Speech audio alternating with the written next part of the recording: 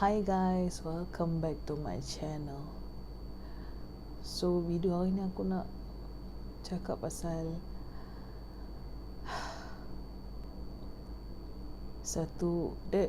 aku tengok satu series Korea kan.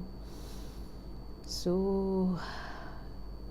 dia pasal anak dia happen something kat anak dia punya career, and mak dia terus macam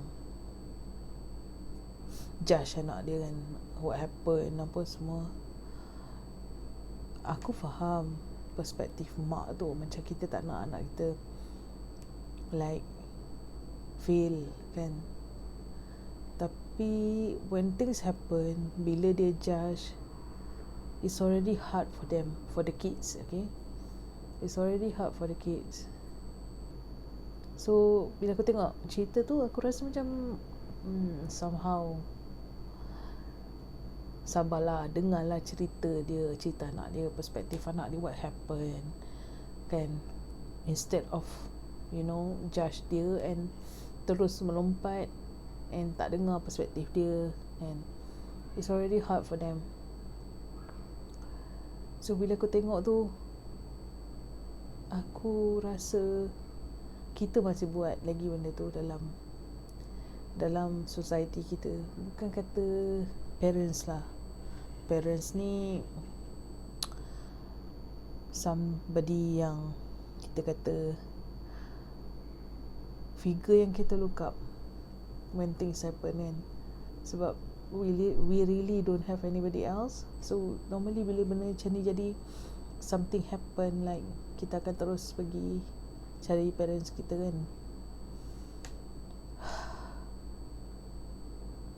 It's hard actually. I'm not here to teach anybody, and it's just my perspective. I share my perspective kan. Tapi bila aku tengok movie tu, it's hard for me to see without feel anything again. It's like aku faham, tapi sebab bila kita decide untuk ada anak tu, kita memang actually live for them lah kan. Contohnya my cats lah, itu kucing kan. My cats kan, macam hari-hari aku kena kemas, aku kena sapu, aku kena bersihkan litter box. It's hard, but I've decided to take care of them. Okay?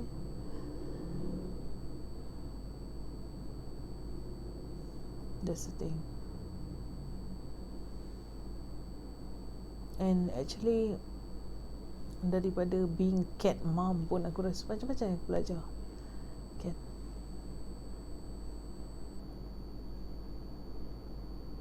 So macam sedih jugalah bila aku tengok series tu, macam it's already hard for them, and we're not going to make it harder for them, for our kids. It's our kids, right? It's like nobody on their side.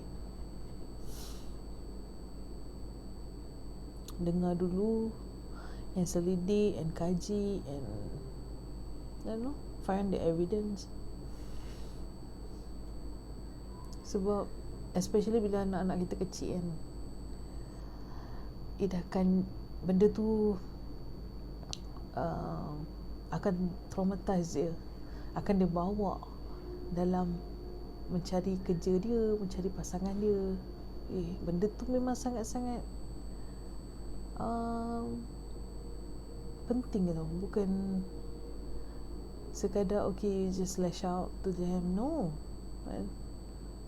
you setting example how they should be treated. I know you are human too, but like I said, being a parent pun macam-macam yang kita boleh belajar. I'm not a parent for kids, human kid, but I am a parent of 5 cats. But I feel I'm a guardian, their guardian. I know it's not hard, it's not easy, but I'm not here to judge you. It's just my perspective,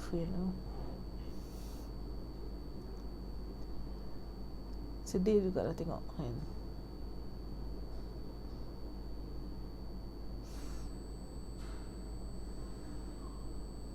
Apatah lagi menyalahkan orang. Oh my god. Yes, kita memang terkejut lah when things happen kan, tapi there is always a reason for me. Sebab dunia ni bukan black and white, betul salah, salah betul, macam-macam. Okay, I think itu je lah kot hari ni kan. Talk to you soon. Bye bye.